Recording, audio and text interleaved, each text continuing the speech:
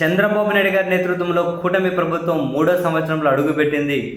ఈ క్రమంలో వీళ్ళ ప్రభుత్వాన్ని ఇంతకుముందు జగన్మోహన్ రెడ్డి గారి ప్రభుత్వానికి కంపారిజన్ చేస్తూ ఎవరి విశ్లేషణలు, ఎవరి అభిప్రాయాలు వాళ్ళు చెబుతూ ఉన్నారు.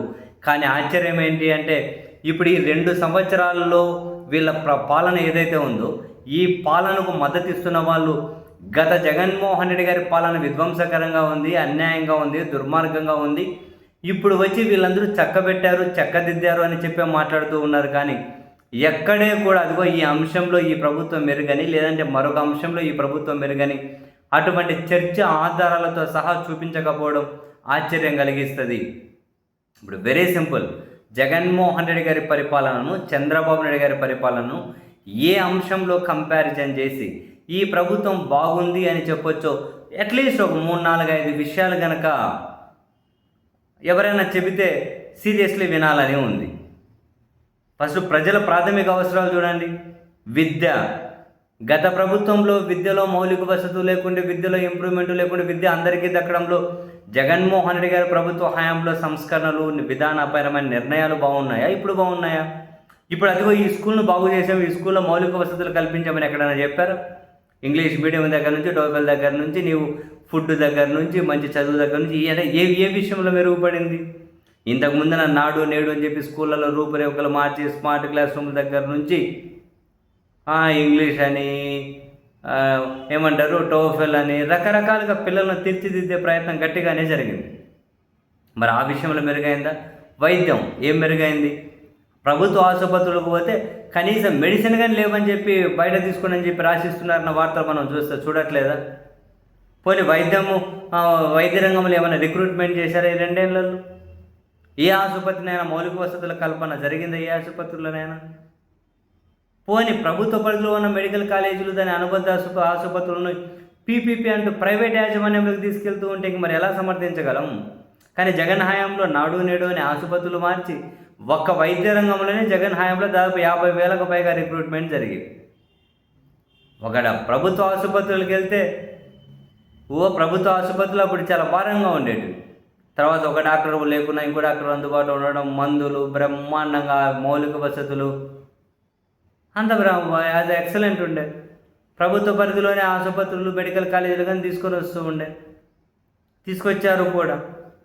మరి మన విద్యలో కంపేర్ చేయగలమా? వైద్యంలో కంపేర్ చేయగలమా? పోనీ మేనిఫెస్టో ఇచ్చి అమలు చేసిన విషయంలో కంపేర్ చేయగలమా? జగన్ తప్పిన మాట ఏమైనా ఉందా? ఒక సిపిఎస్ రద్దు అన్నదానికి ఒక ఆల్టర్నేట్ ఏదో చూపించడం తప్పితే వేరే ఏమక్కడైనా కనుక ఈ విషయంలో మాట తప్పారు అని లేదే. ఇప్పుడు నిన్న సభ పెట్టే తాజాగా సభ పెట్టే వీళ్ళు సూపర్ 6, సూపర్ హిట్ అంటూ ఉన్నారు. మొదటిది ఆడబిడ్డ నిధి ఏమైందంటే నిధులు లేవు, ఇవ్వలేకపోతున్నాం అంటున్నారు. నిరుద్యోగ భృతి ఏమైందంటే నిధులు లేవు, ఇవ్వలేకపోతున్నాం అన్నారు. తల్లికి వందనం మొదటి విడత ఎగ్గొట్టేశారు అంటే లేదు, ఏదో కారణం చెబుతారు. పోనీ 2వ విడతైనా టైంకి ఇస్తున్నారంటే ఇప్పటికీ ఇవ్వలేదు. సరే మొదటి విడత ఇచ్చారు, మొదటి విడత 2వ సంవత్సరం ఇచ్చారు, అందరికీ ఇచ్చారంటే ఇవ్వలే. 15,000 వేసారంటే వేయలే. కొందరికి 6,000, 7,000 ఇట్లా కూడా వేసుకుంటూ పోయారు. ఏ హామీలు వీళ్ళు అమలు చేశారు? 50,000కు పెన్షన్ ఇస్తామన్నారు, ఇచ్చారా? సిలిండర్లు 3 ఫ్రీగా ఇస్తామన్నారు, ఎక్కడ ఇస్తున్నారు ఫ్రీగా? అసలు వాళ్ళకు డబ్బులు పడతాయంట, ఏడ పడుతున్నాయి, ఎంత పడుతున్నాయి? అది జనాలు మర్చిపోతున్నారు. అది కూడా ఎంత పడిందో చెక్ చేసుకోవడం కూడా, ఎందుకంటే పూర్తి స్థాయిలో పడట్లేదు కాబట్టి. మనకి ఏ అంశంలో మనం కంపేర్ చేసుకోగలగాలి? పోనీ పార్టీలను చూసో, ప్రాంతాలను చూసో, కులాలను చూసో గత ప్రభుత్వం ఏమైనా సంక్షేమ పథకాలు ఇవ్వకుండా పోయిందా? ఒక్కటిని చూపెట్టండి అట్లా. అసలు ముఖ్యమంత్రి పదే అంటూ ఉండే, గత ముఖ్యమంత్రి, కులాలు చూడకు, పార్టీలు చూడకు, మనకు ఓట్లు వేసారు లేదా చూడకు, అర్హులైన ప్రతి ఒక్కరికి పథకం ఇవ్వండి అని. కానీ ఇప్పుడు ఇస్తున్నారా?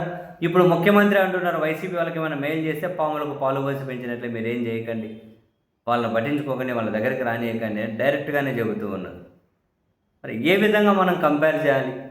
ఏ అంశంలో మెరుగని చెప్పాలి? అది ఈ అంశంలోని 3 సంవత్సరాలు అడుగుపెట్టారు. ఒక్క కొత్త పింఛన్ ఇచ్చారా? ఒక్కరికి కొత్త పింఛన్ ఇచ్చారా? లేదే. కొత్త పింఛను ఒకరికి ఇలా 50 ఏళ్ళ పింఛన్ కథ పక్కన పెట్టండి, బీసీలకు 50 ఏళ్ళకు పింఛన్ కథ పక్కన పెట్టండి, ఇవే ఇస్తలేరు. మరి ఏ అంశంలో మనం కంపేర్ చేయాలి? వ్యవస్థలు కుప్పకూలిపోయాయి.